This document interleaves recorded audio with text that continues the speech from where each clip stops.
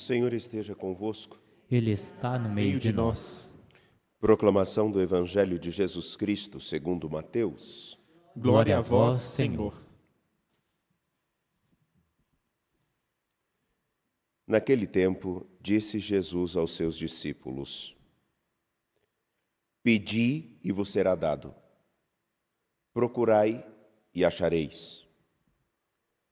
Batei e a porta vos será aberta. Pois todo aquele que pede, recebe. Quem procura, encontra. E a quem bate, a porta será aberta. Quem de vós dá ao filho uma pedra quando ele pede um pão? Ou lhe dá uma cobra quando ele pede um peixe? Ora, se vós, que sois maus, sabeis dar coisas boas a vossos filhos, quanto mais vosso Pai que está nos céus dará coisas boas aos que lhe pedirem. Tudo quanto quereis que os outros vos façam, fazei também a eles. Nisto consiste a lei e os profetas. Palavra da salvação. Glória a vós, Senhor. Por favor. Vocês que aqui estão, sejam muito bem-vindos nesse dia tão bonito que temos aqui no santuário, onde com o sol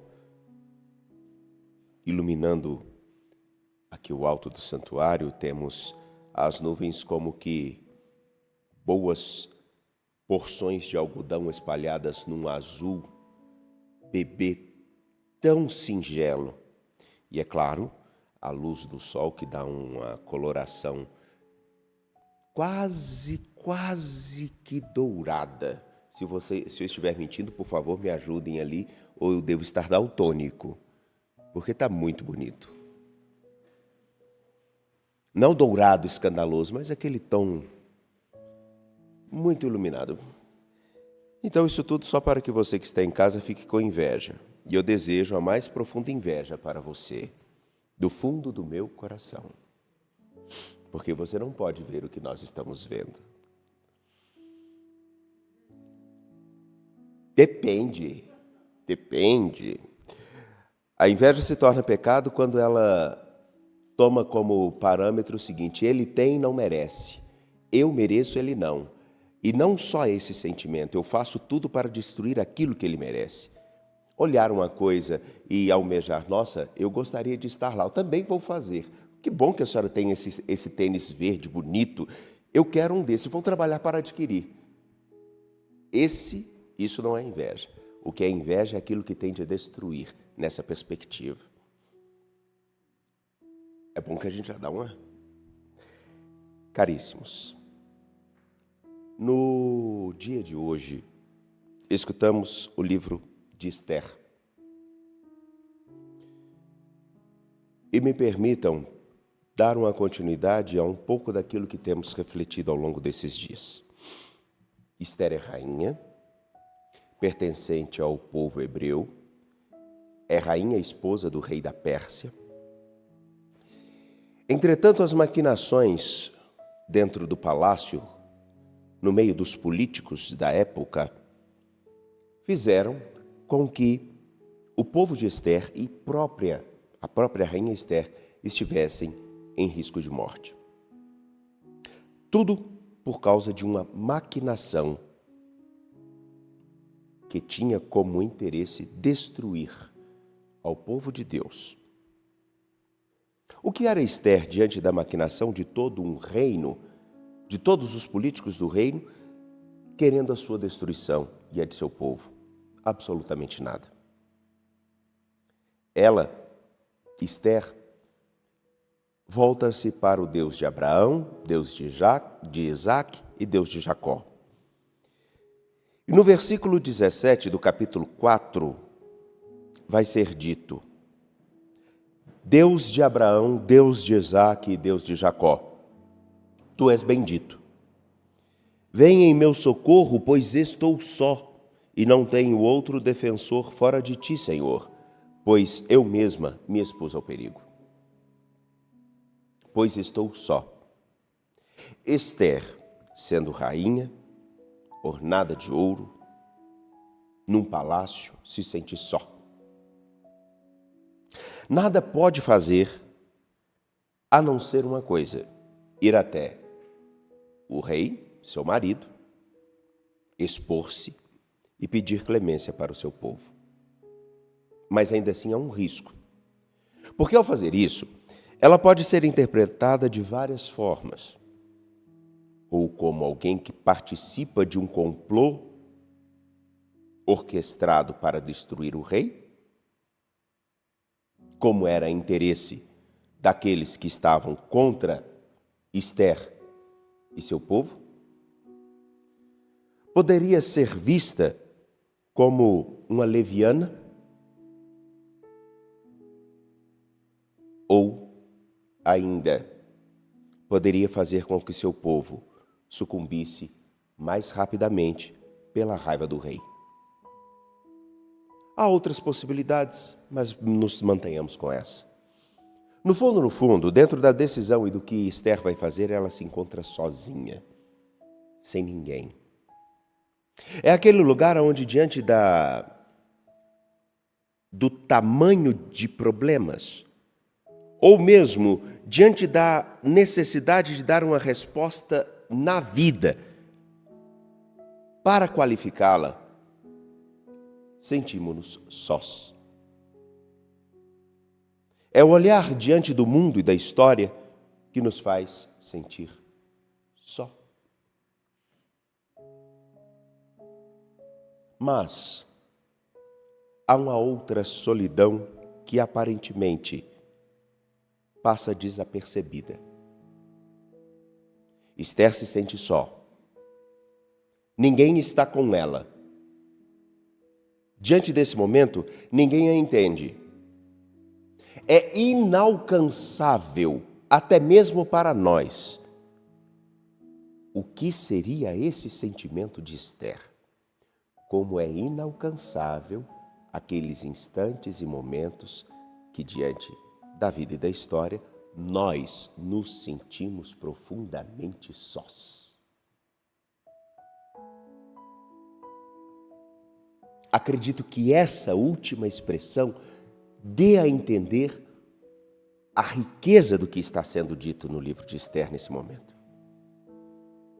Porque quando toca aquele lugar, aquele momento em que nós realmente nos sentimos profundamente sozinhos, a coisa toma forma, não é? Mas não existe somente a solidão de Ester.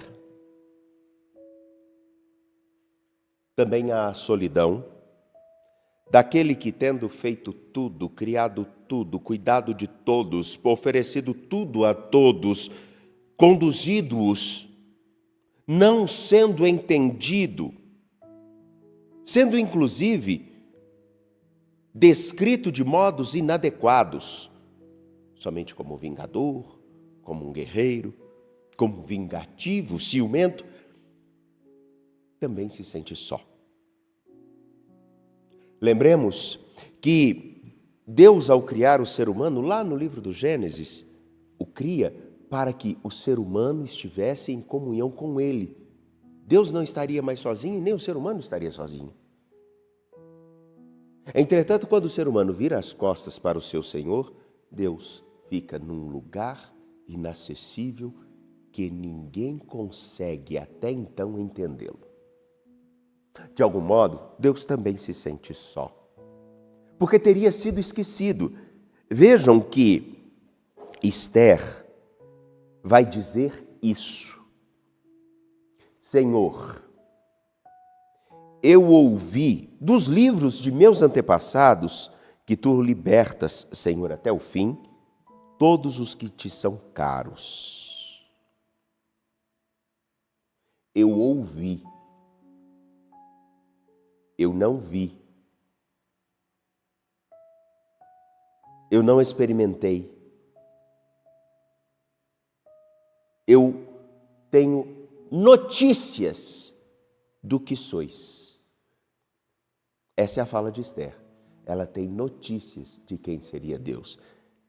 Como ela, tantos outros também tinham notícias de quem é o Senhor. E hoje tem muita gente que tem notícias de quem é Deus.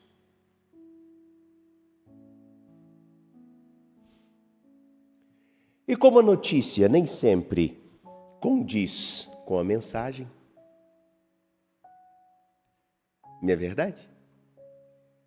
Eu tive notícias de que Maria deixou José, mas ninguém vê que o José era um traste que maltratava a esposa.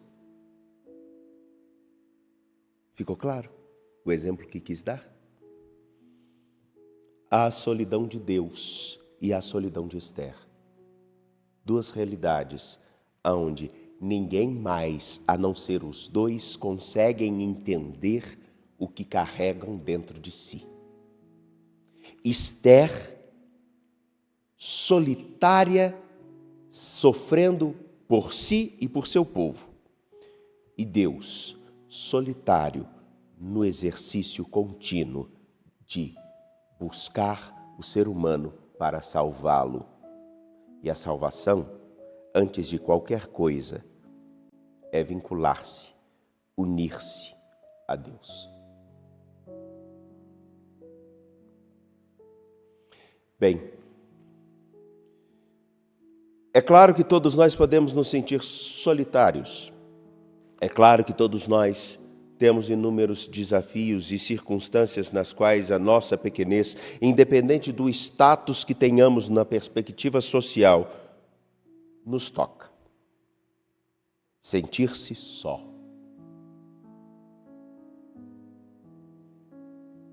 Entretanto, Esther dá um passo que é extremamente rico.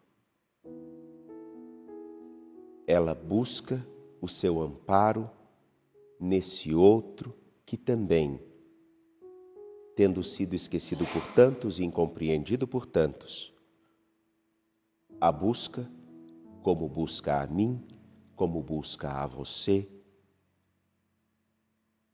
Os dois se encontram e os dois terão a oportunidade de mudar a história. Esther, mesmo sendo rainha pequena, o Senhor, mesmo sendo incompreendido, continuar a fazer o que Ele mais ama, alcançar o ser humano. Permitam-me ainda lembrar e recordar aquilo que no dia de ontem pude refletir. Jonas era um homem pequeno diante de Nínive e que, a partir do momento que assume com o seu Senhor um caminho de anunciar vida e transformação, vê a história de toda uma grande cidade mudar. O que essas duas histórias têm a ver conosco? Tudo. Porque todos nós temos como possibilidade, na nossa pequenez, encontrando-nos na solidão de Deus, ou na solitude, melhor, encontrando-nos com Ele, deixando-nos guiar por Ele, tendo Ele como nossa maior, ou melhor, única esperança na qual nos alicerçamos, podemos, em nós e através de nós, deixar com que algo mude na história. É fato que, diante de todas as circunstâncias do mundo, guerras, violência, maledicência, corrupção, ignorância, sentimos-nos um nada. Talvez vocês não. Mas ontem, por exemplo, quando partilhava na live sobre a caridade, pude recordar o quanto o limite de cada um de nós, o meu limite, parece grande demais diante das necessidades que o mundo a história e as pessoas têm.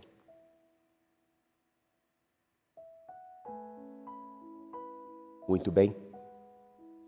Ela confia no seu Senhor, como Jonas confia no seu Senhor, e vê a história, antes de tudo, ser modificada a partir dela.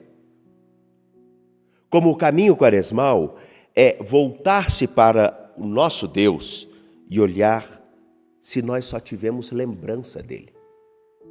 Se nós vivemos só sobre o que os outros dizem.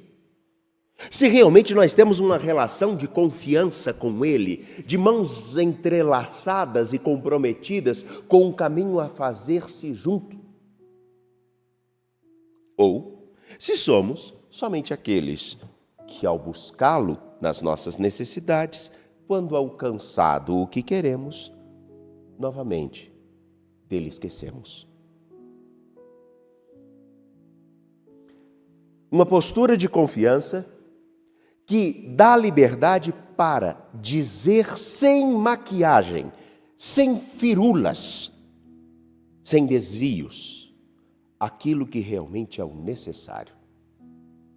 Como aquele que, confiando em alguém e precisando falar de coisas muito íntimas e particulares, fala sem medo, mas com verdade.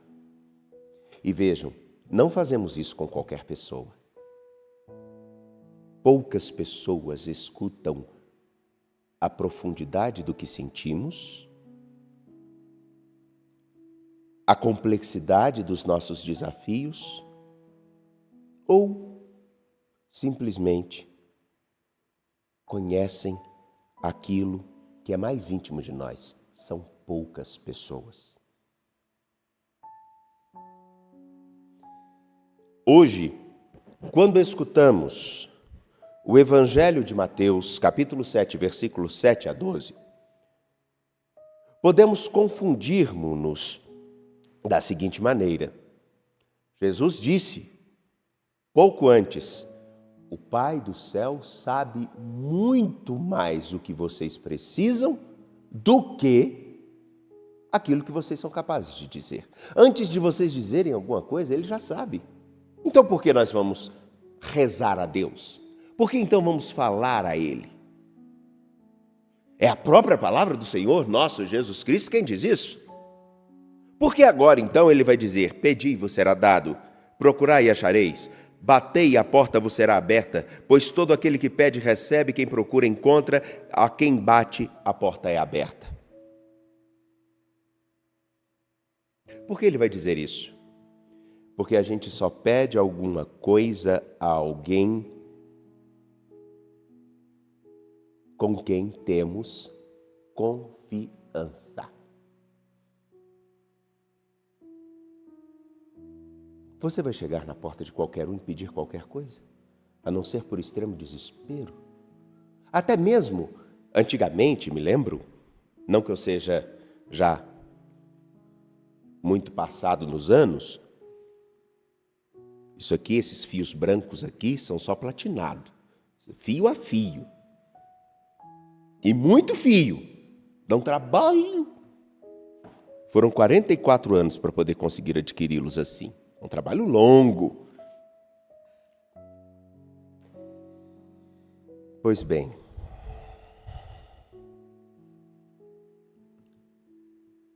quando criança, eu me lembro que se faltava alguma coisa em casa e que precisava pedir emprestado, um arroz, um feijão, algo assim, chegava alguém de supetão em casa e precisava preparar uma coisa mais especial assim, né? Minha mãe dizia, vá à casa de fulano e veja se ela tem tal coisa para emprestar a gente, que tal dia, quando seu pai receber, nós vamos comprar e vamos devolver para ela. Isso não era feito com qualquer um, não, nem com qualquer irmão. A rua tinha muitos irmãos, nem com qualquer irmão. Qualquer irmão. É uma pessoa específica com a qual você tem a confiança de chegar e falar de algo, como por exemplo, recebi uma visita e está faltando café, coisa que hoje vale ouro, né? Não. Ou com vocês é diferente? Pedem socorro a qualquer um? Seja ele financeiro ou de alguma coisa? É claro que não. O que Mateus está dizendo é o seguinte: confiem naquele com quem vocês, na pequenez e na solidão de vocês, podem contar. Falem com Ele. Rasguem seus corações a Ele. Mas estejam dispostos a, com Ele,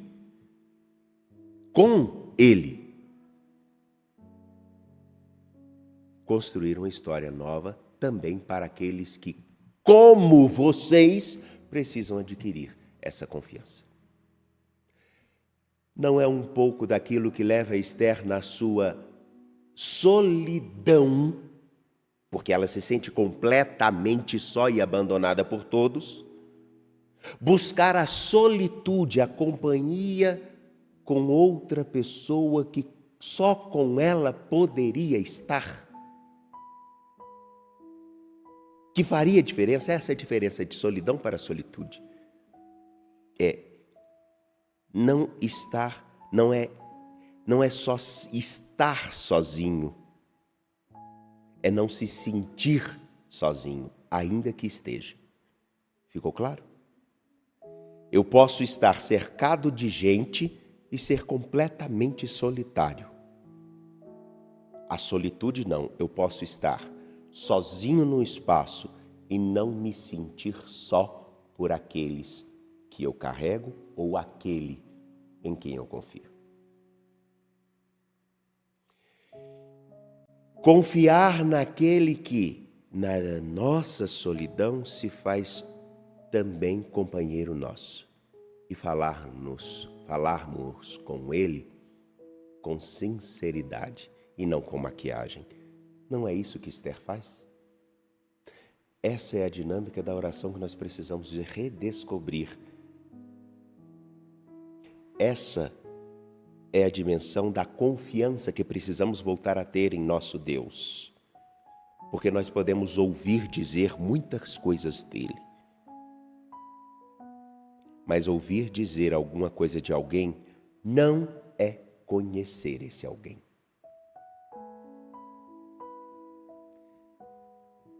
Você conhece a ele tanto e dá espaço para conhecê-lo todos os dias nas suas orações, ao ponto de que, mesmo sentindo-se só, não esteja solitário.